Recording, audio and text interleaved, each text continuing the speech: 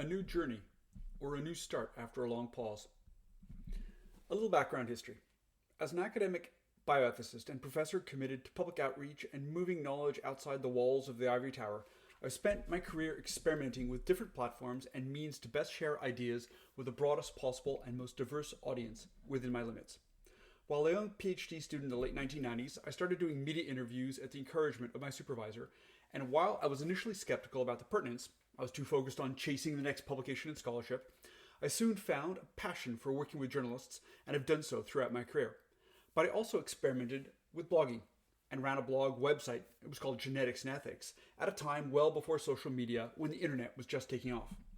The blogging fell by the wayside as my career progressed and I focused more exclusively on academic writing and moved away from genetics issues.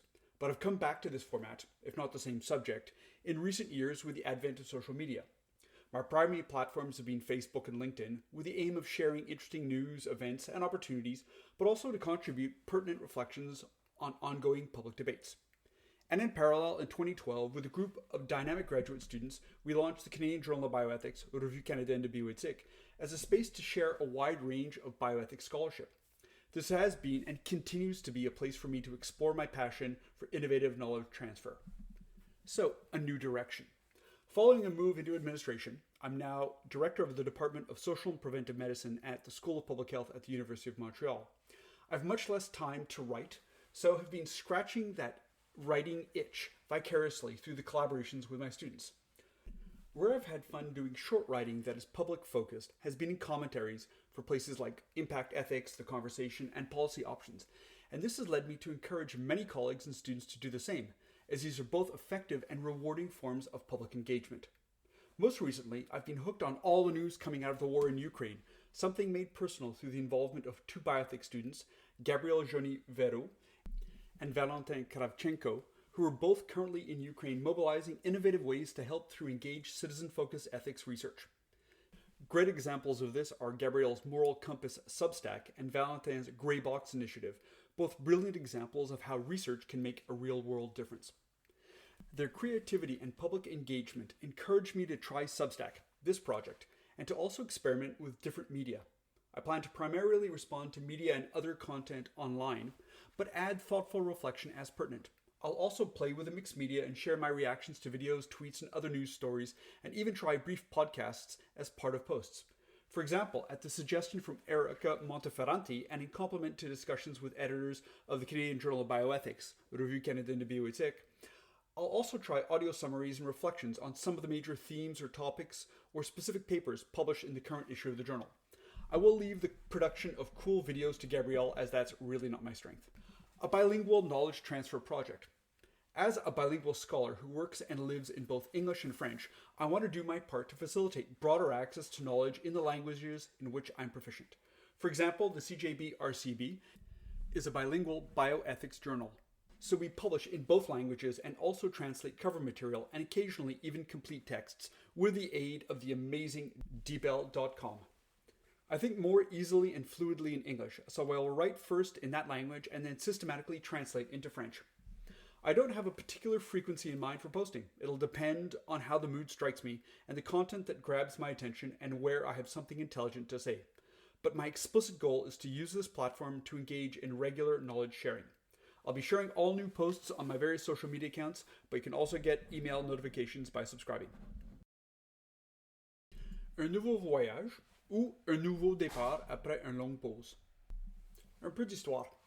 En tant que bioéthicien et professeur universitaire engagé dans la sensibilisation du public et le transfert des connaissances hors des murs de la Tour d'Ivoire, j'ai passé ma carrière à expérimenter différentes plateformes et moyens pour partager au mieux mes idées avec le public le plus large et le plus diversifié possible, dans la limite de mes capacités. Alors que j'étais un jeune doctorant à la fin des années 1990, j'ai commencé à faire des entrevues avec les médias sur l'encouragement de mon superviseur. Et si j'étais au départ sceptique quant à leur pertinence, trop concentré sur la poursuite de la prochaine publication et de la prochaine bourse, je me suis rapidement découvert une passion pour le travail avec les journalistes et je l'ai tout au long de ma carrière. Mais j'ai aussi commencé à expérimenter le blogage et j'ai créé un blog ou site web Genetics and Ethics à une époque bien avant les médias sociaux, quand l'Internet ne faisait que décoller. Le blog est tombé en désuétude au fur et à mesure que ma carrière avançait, que je me concentrais plus exclusivement sur la rédaction académique et que je me éloignais des questions de génétique. Mais je suis revenu à ce format, si ce n'est le même sujet, ces dernières années avec l'avènement des médias sociaux. Mes principales plateformes ont été Facebook et LinkedIn dans le but de partager des nouvelles, des événements et des opportunités intéressantes, mais aussi d'apporter des réflexions pertinentes au débat public en cours. Et en parallèle, en 2012, avec un groupe d'étudiants de cycle supérieur dynamique, nous avons lancé la revue canadienne de bioéthique, Canadian Journal of Bioethics, comme un espace pour partager un large éventail de recherches en bioéthique.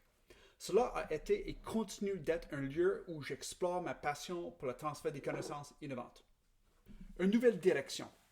Après être passé à l'administration, je suis maintenant directeur du département de médecine sociale et préventive à l'École de santé publique de l'Université de Montréal. J'ai eu beaucoup moins de temps pour écrire et cela me démange de la faire. Donc, j'écris par procuration en collaborant avec mes étudiants. Là où j'ai eu du plaisir à écrire des textes courts axés vers le public, c'est dans des commentaires pour Impact Ethics, The Conversation et Policy Options. Et cela m'a mené à encourager de nombreux collègues et étudiants à faire de la même. Car ce sont des formes d'engagement public à la fois efficaces et gratifiants. Plus récemment, j'étais accroché par toutes les nouvelles de la guerre en Ukraine, quelque chose de personnel grâce à l'implication de deux étudiants en bioéthique, Gabriel Jonivero et Valentin Kravchenko, qui sont tous deux actuellement en Ukraine pour mobiliser des moyens innovants d'aider par le biais de recherches éthiques engagées et axées sur les citoyens. Voir le Substack Moral Compass de Gabriel et l'initiative Greybox de Valentin. Deux exemples brillants de la façon dont la recherche peut faire une différence dans le monde réel. Cette créativité et cet engagement public m'ont encouragé à essayer Substack, ce projet, et à expérimenter également différents médias. Je prévois de répondre principalement aux médias ou d'autres contenus en ligne, mais d'ajouter une réflexion approfondie si cela est pertinent. Je vais aussi jouer avec des médias mixtes et partager mes réactions à des vidéos, des tweets ou d'autres nouvelles, et même essayer des brefs balados dans le code de billets de blog. Par exemple, à la suggestion d'Erica Monteferrante, et en complément des discussions avec les éditeurs du CJB-RCB, j'essaierai également des résumés ou réflexions audio sur certains des principaux thèmes ou sujets des articles spécifiques publiés dans le numéro actuel de la revue. Je laisserai la production de vidéos cool à Gabriel car ce n'est vraiment pas mon point fort. Transfert de connaissances bilingues. En tant qu'universitaire bilingue qui travaille et vit en français et en anglais, je veux faire de ma part pour faciliter un accès plus large aux connaissances dans les langues que je maîtrise. Par exemple, le CJB-RCB est une revue de bioéthique bilingue. Nous publions donc dans les deux langues et traduisons également les couvertures et parfois même des textes complets avec l'aide incroyable du deepl.com. Je pense plus facilement et de façon plus fluide en anglais. Donc, j'écrirai d'abord dans cette langue, puis je traduirai systématiquement en français. Je n'ai pas de fréquence particulière en tête pour poster. Cela dépendra de l'humour qui me frappe et du contenu qui retient mon attention et à propos duquel j'ai quelque chose d'intelligent à dire. Mais mon objectif explicite est d'utiliser cette plateforme pour participer à un partage régulier des connaissances. Je partagerai tous les nouveaux posts sur mes différents comptes de médias sociaux, mais vous pouvez aussi recevoir des notifications par courriel en vous abonnant.